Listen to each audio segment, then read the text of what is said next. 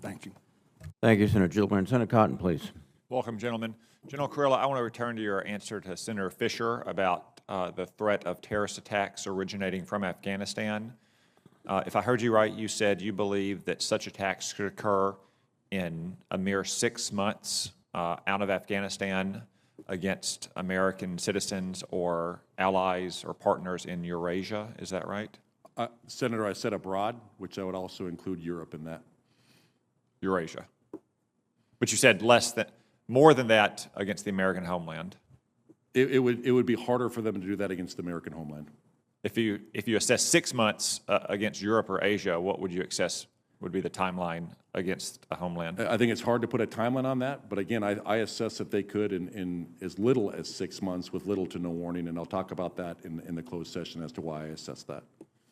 How likely do you think a terrorist attack on the United States or one of our allies is originating from Afghanistan? I think it is a higher probability overseas than it is in the homeland. When you add up all the troops you have in your area of responsibility and American citizens who are there for business or tourism or pilgrimages on any given day, what are we talking about? Probably hundreds of thousands, right? At least. So hundreds of thousands within range of a terrorist attack in your assessment in a mere 6 months from Afghanistan. Okay, I want to turn to Iran. I don't think we heard the answer. Yes, I do assess. I want to turn to Iran. You said in your written statement they can produce sufficient fissile material for a nuclear weapon in less than 14 days. You also say that deterring Iran is arguably more urgent now than any time in CENTCOM's history due to, 1, their cutting-edge missile and UAV capability, and 2, their uranium enrichment program. That's correct? That is correct, Senator. Yet you also say Iran is undeterred from its malign activities. So that's not good, that it's more urgent to deter them than at any time in Central Command's history, but they're undeterred. Why is Iran undeterred right now? Currently, right now, we see them, their malign activity is increasing. We see them again in the last 90 days. We have some of the highest numbers of our advanced conventional weapons and munitions that we've seen going from Iran to Yemen. We see their attacks on our U.S. forces in Iraq and Syria increasing, and we see the threat streams that I can talk about in a higher classification. I mean, those are more the results of the lack of deterrence against Iran. Do they feel undeterred because they feel safe that neither the United States or our partners are going to threaten anything that they hold dear? I can't say the exact reason why they feel that, but I know right now when I look at them, I believe they are undeterred. I mean, there is a history. You write throughout your statement, there's a history of Iran being deterred by the credible threat of military force or actual military force. That's right, isn't it? I think deterrence is always temporal, so you can deter for a period of time and then it will wane. I do believe the Soleimani strike was a deterrence. We go back much further than that. Iran waged war with Iraq for 8 years, then Ronald Reagan sank half their Navy in the spring of 1988, and surprisingly, that war ended just a few months later. And Iran also stopped its enrichment program in 2003 after the United States had invaded and toppled governments on both its east and its western border. And then, as you say, they took only very tentative steps towards higher enrichment in 2019, and then after we killed Qasem Soleimani, they did nothing at all for most of 2020.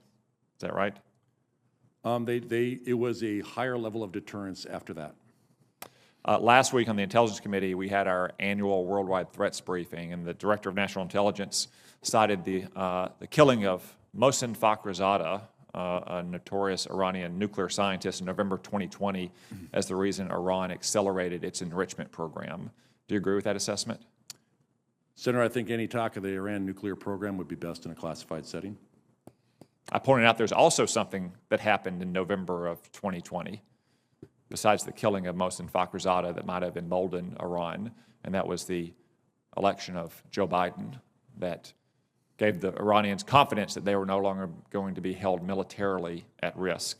Speaking of that time frame, in I think it was December of 2020, didn't we face threats to our personnel in Iraq from militias, and the former president tweeted what he called some friendly health advice to the Ayatollahs, that if a single American was harmed in Iraq, he would hold them responsible?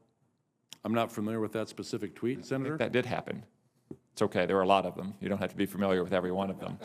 but I also don't think those attacks happen. So I think what we can learn here, whether it's from Qasem Soleimani or the tanker wars or anything else, that the only thing that will deter Iran is the credible threat of military force. One final question. I know you've added Israel to your AOR, and you write in your statement that you readily partner today with Arab militaries and the Israel Defense Force alike. In fact, the inclusion of Israel presents many collaborative and constructive security opportunities.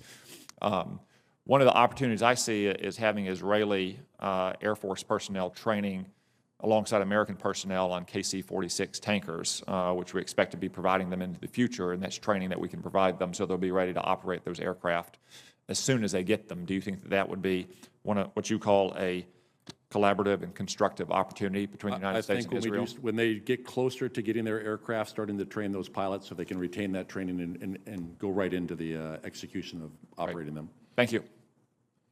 Thank you, Senator Cotton. Senator Hirono, please. Thank you, Mr. Chairman. I'd like to turn to